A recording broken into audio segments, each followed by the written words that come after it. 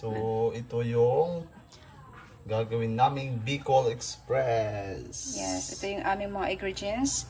Una, baboy, kalahating kilo. Okay. Tapos sitaw. Sitaw, siling haba, sibuyas, bawang, Gata. at saka nor, Cubes. saka kunting Luya.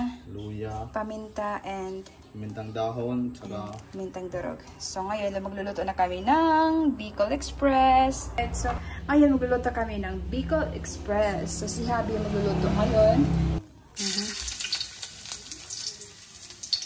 Ano yung luya muna? Bawang. And sibuyas. Ayaw ng onion, sibuyas.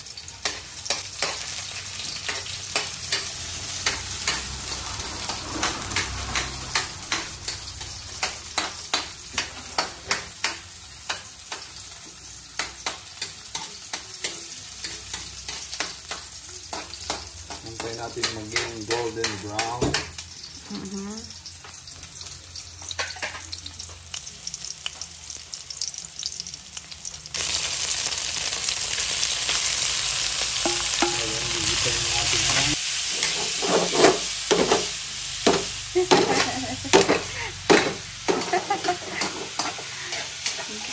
Pampalasa. Ano? Kunting asin.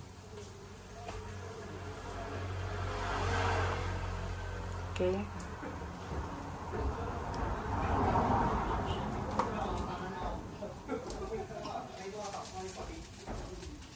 Mintang durog. Para medyo spicy.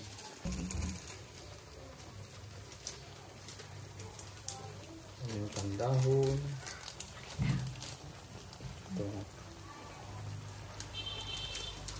Busin natin. Ngayon, papalambutin na natin ang ating pork.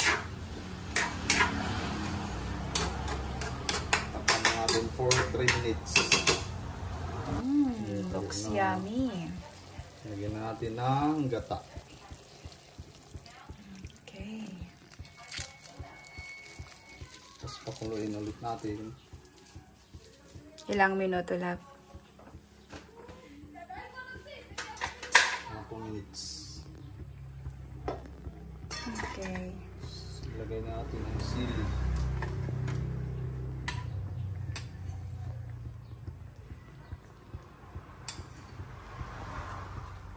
Mukhang masarap. Natin ang sitaw.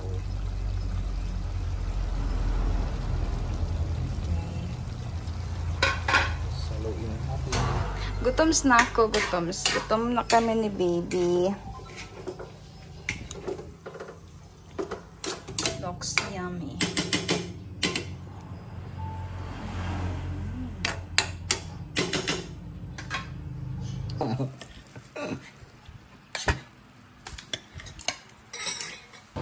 Ngayon, titikman na natin ang luto ni Habi. Bicol Express.